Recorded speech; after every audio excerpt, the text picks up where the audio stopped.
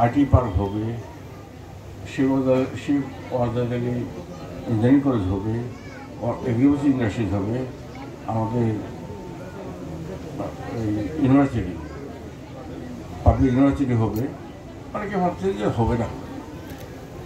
আপনাদের চিন্তা করা দরকার, ইউক্রেন রাশিয়ার যুদ্ধ চলছে, এদিকে ইসরায়েল এবং ফিলিস্তিনের যুদ্ধ চলছে।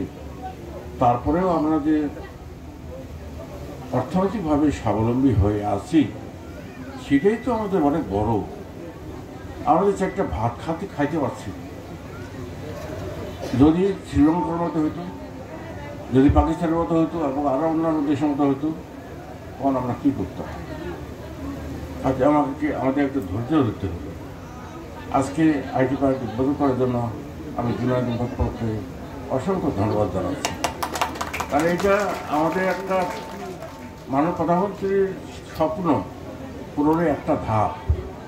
যেমন ইঞ্জিনিয়ারিং কলেজটা হয়তো বা সেখানে আমরা উদ্বোধন করেছি রাস্তাটা, কিন্তু এখনও সঠিকভাবে উদ্বোধন করতে পারিনি।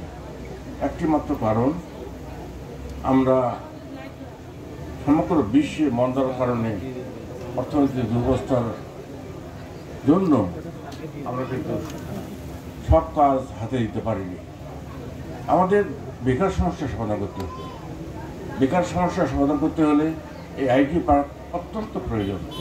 তারা যদি যে সমস্ত যুবক যুবতী তারা যদি পড়াশোনা করে, এখানে ভালোভাবে পড়াশোনা করে তারা নিজেকে প্রতিষ্ঠিত করে, চাকরির অভাব হবে।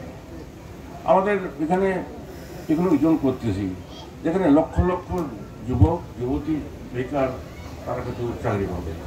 এইভাবে আমাদের জাতীয় বিশ্ববিদ্যালয় যেটা হচ্ছে, সেখানেও কিন্তু আমাদের অনেক ছেলেমেয়ে পড়াশোনা করতে পারবে। এভাবে বিভিন্নভাবে আমরা কাজ করে যাচ্ছি। আপনারা ধৈর্য হারাবেন না। আপনাদের অনুরোধ করব, আমরা আমাদের সময়ের মধ্যে এই কাজগুলি আমরা বাস্তবায়ন করব। সেই আশা ব্যক্ত করে সবাইকে অসংখ্য ধন্যবাদ জানিয়ে আমি আমার বক্তব্য এখানে শেষ করছি। জয় বাংলা, জয় বঙ্গবন্ধু।